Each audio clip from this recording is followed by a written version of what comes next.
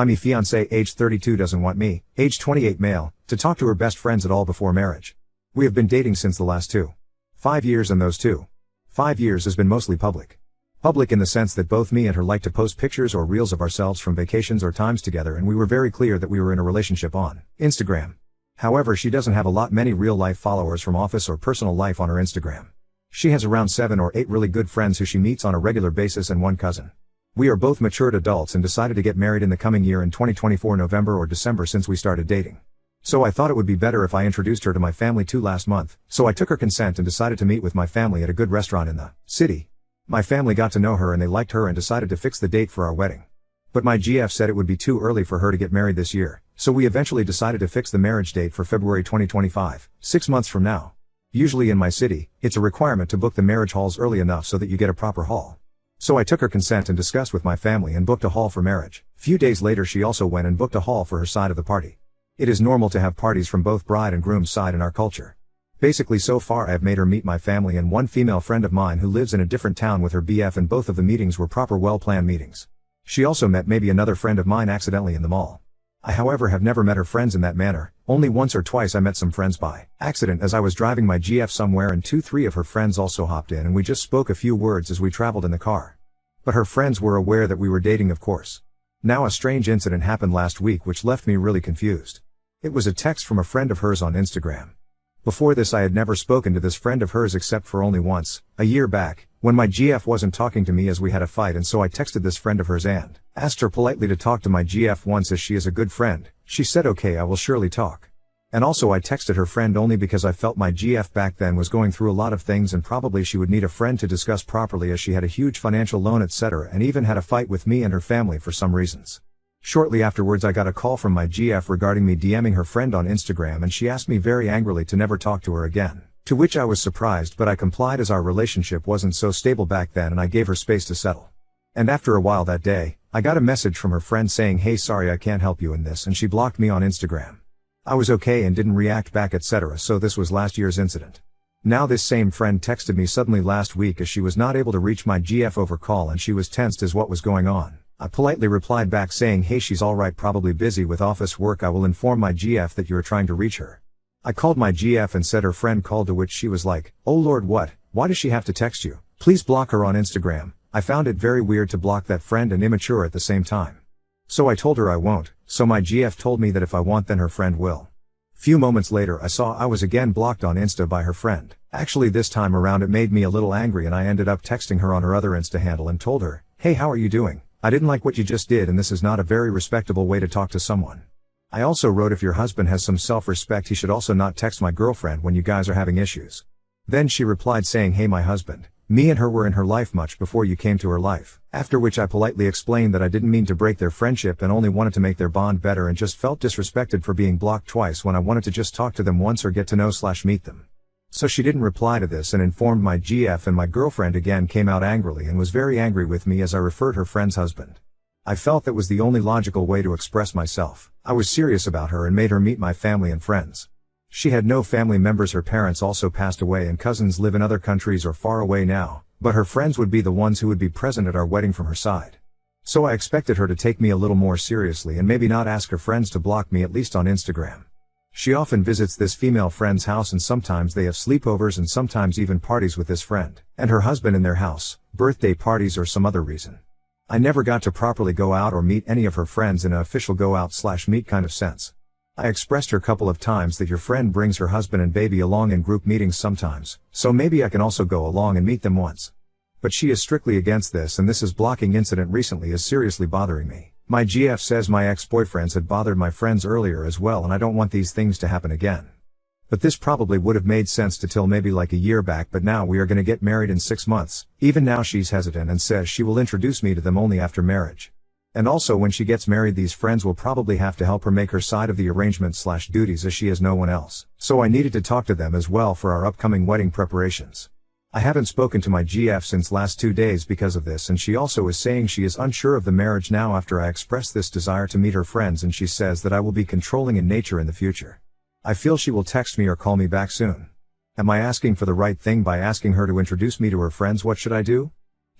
What do they know about her that she doesn't want to take the chance that they might slip up on and mention to you? Yay, that's what I have been thinking all the time. Update 1.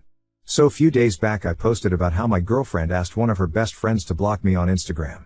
It's not been long since the blocking incident, but today I just got surprised to learn that my GF's mother, who she always has been referring as dead, is not really dead. So a few weeks back the girl, her best friend, who is already married with one kid, just texted me to know the whereabouts of my GF as she was not able to reach her.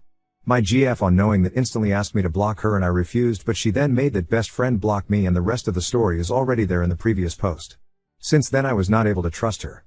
My GF has always been telling me that there is no one in her family. She said she was a single child and both her parents have passed away. She used to go to her countryside home every 3 to 4 months to visit her aunt, who she said was the only person living there, but it always seemed a little off. And every time she used to go there she used to stay for at least 2 to 3 days. There were other things which seemed off too, like whenever she used to get a phone call, her contact name used to show as Dad Home and a lady used to speak from the other end who she always used to refer as her aunt. My GF has already met my parents and we were supposed to get married in the coming February.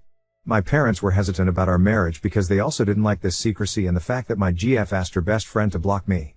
I just thought it to be generational differences and was trying to make my parents understand that maybe it's not that big a thing. But still, my parents didn't like this relationship, and one day last week, they just went near my GF's office and asked a colleague of hers if she knew about her parents. But that colleague didn't know a lot about her family. I know this was not a right thing to do by my parents, but probably they could look at the suspicious things from an outsider's perspective and they just wanted to keep me safe. I tried to make them understand later that it's wrong to take these things in the professional space. They agreed not to ask there again, but also urged me to do proper research before taking a step towards marriage. So, I also tried to ponder upon my parents' POV and the whole situation from an outsider's perspective, and it was all making me grow impatient. My GF just wouldn't let me talk to any of her friends or relatives or follow them on social media. And the reason she used to give for not introducing to her family was that her family would never approve of her marriage, as inter-caste/inter-community marriages are still not quite accepted in some parts of India, but she always used to say how open-minded her parents were and that her whole upbringing was very modern, etc., and used to cuss my family for being suspicious and backward, etc., and she also used to say if her parents were alive today, they would have definitely come for the marriage. My parents liked my GF initially when they met her first time and were very happy about the marriage. My father even offered to sponsor the marriage expenses for her side as she wasn't doing great financially, but they got suspicious when she even made her best friend block me. So all these combined made me very suspicious, and I decided to visit her countryside village house today just to check.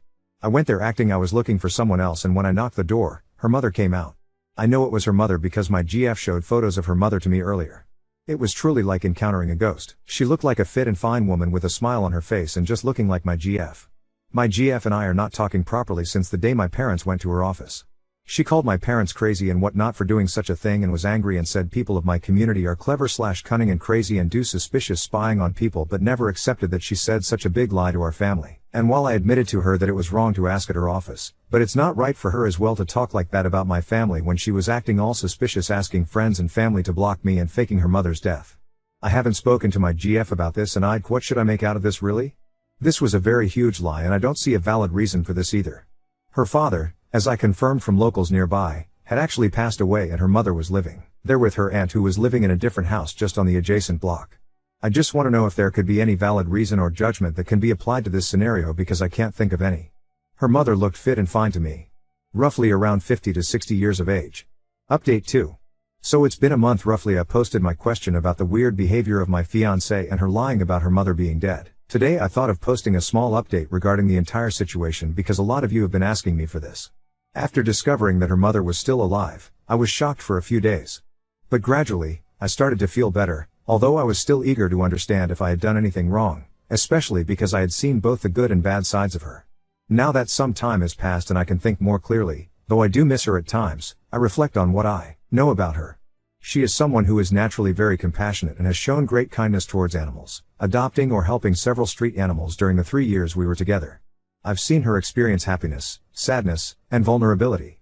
I've seen her good sides, but she has also been very harsh in her feelings towards my community, language, my parents, and even me. She clearly did things that were wrong, like discouraging interaction with her friends and lying about her mother being dead, among other things. About 7 or 8 days ago, I noticed her repeatedly posting WhatsApp updates about how she was treated badly by me, how she was subjected to loneliness, and how I broke up with her. During that time, I attended a party with some guys and girls, and I saw her posting stories that directly defamed me, even though we had already broken up and I had every right to socialize with whomever I wanted. That day, I messaged her after seeing her status updates, partly because I was angry about what she had posted and partly because I wanted to know the real reason behind her lie about her mother's death. She responded with a lengthy message, but to summarize, she listed the following reasons. 1. She said she lied about her mother being dead because her mother never got her due respect in the past relationship. Her ex probably never let her stay at her mother's village house for more than 2 days. 2. Her ex-BF was roaming around in the city with other girls and probably even cheated on her while her mother was in the hospital. 3. She thought her mother would get proper respect if she lied about her mother being dead like her expired father, who was treated respectfully after his death according to her. None of the reasons she gave seemed serious enough for me to believe. I pointed out that about 90% of her reasons were related to her ex-boyfriend and asked her why she had to lie about her mother, especially since I had always been supportive regarding her family issues. I told her that her explanations didn't make any sense to me at all. She later told me I was wrong to say she has narcissistic personality disorder. I told that to her once earlier because she never feels sorry and does gaslighting to hide her own errors, etc. And I read online that this could be symptoms of NPD and asked her to get expert help on this. She said she had consulted a psychologist who diagnosed her with CPTSD, which can cause narcissistic traits at times. Even so, I don't see how that justifies creating such a complex story about her mother to deceive both me and my parents, even going as far as to give a specific date for her mother's death anniversary. She was also upset with my parents because they found the whole situation suspicious and started asking questions. Although I feel bad and believe she may be dealing with some behavioral disorders, I also suspect there is a deeper, more complex secret, whether it's hers or her family's, that has led to all these stories. In my last conversation with her, I made it clear that, regardless of what she says, we are not in a position to restore the marriage. I don't want to hurt her by doubting her, nor do I want to hurt myself. Trust is something that cannot be rebuilt after everything that's happened, so I asked her to just tell me the truth. However, nothing substantial came from her that I could consider. I'm a bit paranoid, but I think it is one of two things. 1, she, her friend, and her friend's husband are still having a thing going on between them. 2, she's married or in a relationship and her friend is covering for her. That could explain why you're blocked. She didn't want you seeing a pic of her with another guy on her friend Instagram. Her excuses doesn't make sense about telling you her mother is dead. If she said her mom was abusive or she seduced an ex, you're sure I get hiding her, but she still goes and vist, meaning the relationship is good. To many sectors to count. I think you should end this relationship and move on. How can you trust anything she say when she's been telling lie after lie your entire relationship? Move on, man, it's not worth it. Now on to second story. Rejected my mom's boyfriend's extravagant gifts and invitations. He yelled at me. Now my family thinks I'm too harsh. I, 17F, am kinda confused if I'm in the wrong here. I'm leaning towards that I am, but I want someone else's opinion. My mom started dating a new guy like 6-ish months ago and I honestly never really liked him. I don't know how to explain it other than he just gives me weird vibes. I've been trying to be nice though because my mom likes him and I want her to be happy. He's been trying to make an effort with me, I think. He'll send me texts throughout the day and pictures. He tells me I'm smart and stuff too, which is nice. But I don't know. I'm just kind of uncomfortable with it. My mom says he's just being nice, but I don't know. Anyway, my birthday was a couple days ago and he got me a really expensive necklace. He also gave me a ticket to a show that I've been wanting to go see and he said he has the other one and that we should go together. I just felt like it was too much and I told him that I was really grateful but that I couldn't accept them. He got really mad, and he said that he already spent the money so I should just take it and go with him. But I really didn't want to. It ended with him yelling at me and me basically running away to my bedroom. My family thinks I was too mean and that he's just trying to bond with me. I don't know. Ida? Update 1. So if any of you were interested, you were right.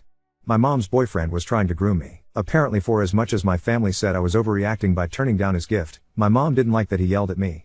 Apparently, while she was pushing him for answers about why he got me something so expensive in the first place, he said something she thought was suspicious. Turns out he only started dating her because my mom had a picture of her, my older sister, and me on her dating profile and he wanted to get to me.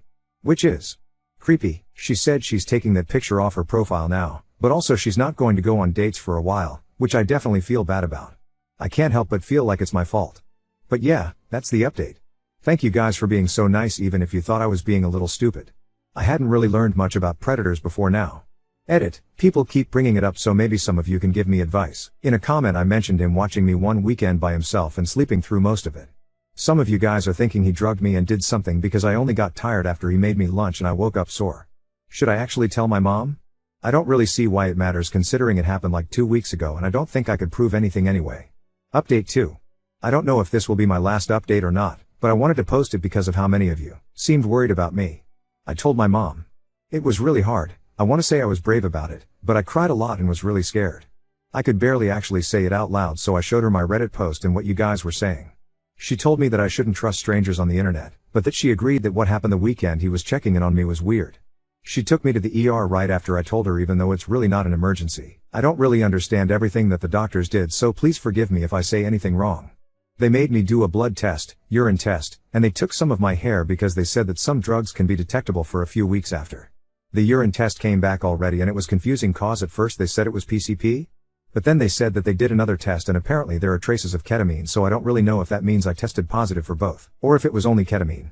I mean, I've never taken either of those things, so he definitely drugged me, though skeptical they said he probably gave me something else too because how I described it didn't seem like ketamine, but I don't really know what that means. Anyway, I guess we're waiting to see if anything else comes back. They also did a pelvic exam and some ultrasound thing? I don't remember what they called it. They said there was trauma, so I was either raped or assaulted in some way. I am, or was I guess, a virgin, so there's no debate there. I also don't exactly know how they can tell, but obviously it's their job, so skeptical I don't really feel any way about it, but the social worker they brought in said I'm probably in shock.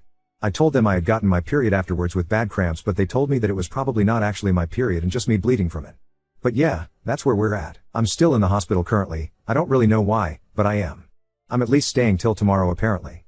They want me to meet with a psychologist and they were talking about starting me on some medication. As for police, they've been contacted but my mom isn't telling me much. I had to answer so many questions earlier. Thank you guys for being so nice. I probably would have never known what happened if someone didn't point it out. I don't know how exactly I feel about that because maybe it would have been nicer to not know, but still, thanks. I'm also sorry if this post doesn't make sense. I don't really feel like myself. Update 3. Just a short post to my account because I don't want to keep posting stuff to Ada and this isn't a big one or anything. I was discharged from the hospital and am currently heading home. My mom had my uncle check the house for cameras this morning like suggested. Thankfully he didn't find anything. I think I'm gonna stop posting updates about everything. I'm not feeling like myself and I am quite tired of the people pinging me to tell me I'm lying. I fucking wish I was lying to you. For all the questions people keep asking. No, I hadn't been taught much about child predators before this. I was taught stranger danger and to not let an adult touch my privates and that's it. Maybe I'm an idiot for not learning more before. I mean, how dare I assume I was safe, right? I can't change it now though, and I know more now than I ever wish I had to. I don't know why my mom posted a picture of all of us on a dating app. Yes, all of us realize now it was dumb. I don't know why he outright admitted it. As I've said, I wasn't there for the conversation and I just know what my mom told me about it. For those of you who were getting annoyed about the urine drug test thing, I did ask my doctor this morning about it because I was curious too.